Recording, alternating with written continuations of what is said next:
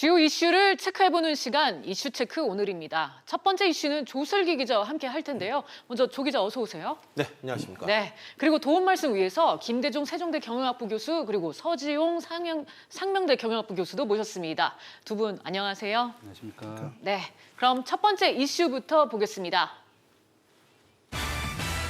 인보사, 운명의 한 주 돌입. 성분 변경에 따른 효능 논란, 허가 과정에서의 문제점 등으로 사회적 논란이 되고 있는 인보사.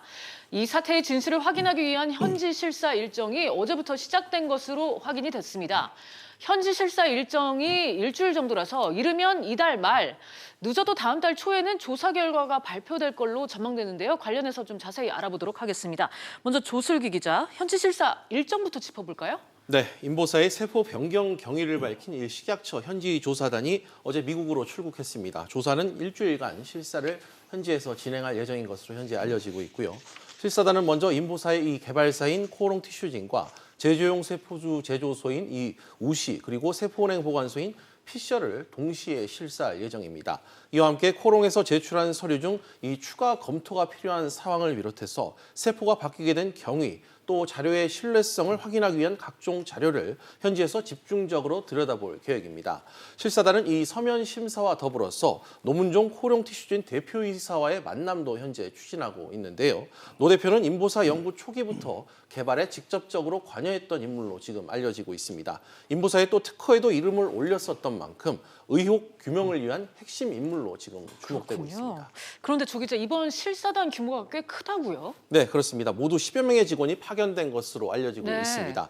통상 두세 명이 투입되는 식약처 해외 실사와는 달리 규모가 상대적으로 큰 모습인데요. 대규모 조사단을 꾸민 이유는 명확합니다. 인보사의 주성분이 뒤바뀌었다는 이 사실을 2년 전에 인지했다는 점이 최근에 불거지면서 새롭게 드러나면서 여전히 몰랐다는 입장을 굽히지 않고 있는 코롱 측 주장을 더 이상 신뢰할 수 없게 됐기 때문입니다. 또 식약처가 제대로 사전 심사를 하지 않았다는 의혹이 지금 계속해서 제기되고 있는 만큼 제대로 된 현실 실사가 이루어져야지만 이 의혹을 스스로 벗을 수가 있고 책임론에서 역시 자유로워질 수 있기 때문입니다. 그렇군요. 김대중 교수님, 예. 이 미국 회사들이 식약처의 현지 실사에 협조를 잘 할까요? 저는 쉽지 않을 것이라고 봅니다. 네. 우리나라 식품의약품안전청이 이제 미국의 FDA를 본떠 가지고 KFDA로 만들었는데요.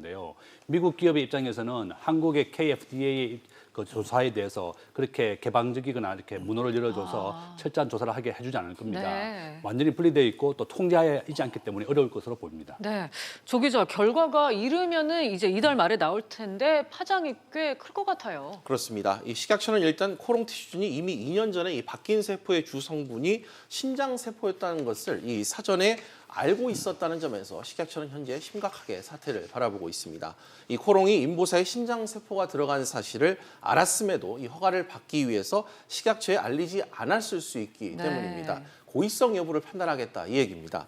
회사 측은 고의적으로 물론 감춘 게 아니다. 이런 입장을 여전히 굽히지 않고 있습니다. 하지만 코롱이 이 문제를 알면서도 알리지 않았을 거란 추측이 사실일 경우에는 그야말로 판매 취소가 날 가능성을 배제할 수 없습니다. 네, 자 이런 가운데 인보사 사태에 따른 손실을 본 소액주주들이 현재 집단 소송에 나서고 있다고요? 네, 지금도 참여 숫자가 꾸준히 늘고 있는 것으로 네. 추적 결과 확인됐습니다. 코롱 티슈진 소액주주 100여 명이 이번 주 회사와 경영진을 상대로 검찰 고소와 민사 소송을 진행할 예정입니다. 특히 이 이웅열 전 코롱그룹 회장에 대해서도 고소 대상에 포함시킬 예정인 것으로 알려졌는데요. 코롱 티슈진 소액주주 작년 말 기준 5만 9천여 명에 달합니다. 지분율만 36%에 달합니다. 또 이들의 지분 가치는 인보사 판매가 중단되기 직전인 지난 3월 말 이 1,500억 원에서 지난주 금요일 기준 492억 원으로 무려 1,000억 원 넘게 감소한 것으로 지금 파악이 되고 있습니다.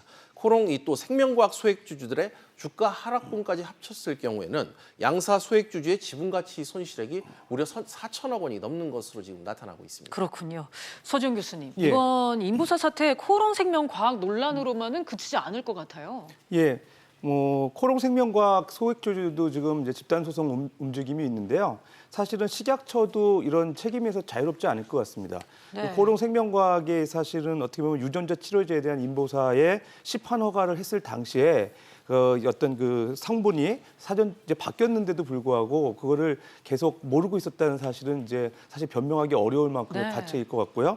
그다음에 특히 이제 추후에 이제 그 문제가 생긴 거를 이제 식약처가 확인한 것도 아니고 그 이제 미국 FDA 승인 받는 과정에서 그 이제 코로 생명과학이 이제 그 문제점을 자진 신고하면서 알려지게 되면서 식약처가 뒤늦게 이제 그런 걸 조사한다는 건 약간 사실은 좀 규제 기관으로서 좀 그 문제가 있지 않나 생각이 듭니다. 네, 이 현지 실사 결과 이달 말 아니면 다음 주 초에 나올 텐데요. 제대로 된 결과가 나올지 지켜봐야 되겠습니다. 조 기자 여기까지 얘기 들을게요. 감사합니다. 네. 그럼 바로 두 번째 이슈로 넘어가겠습니다.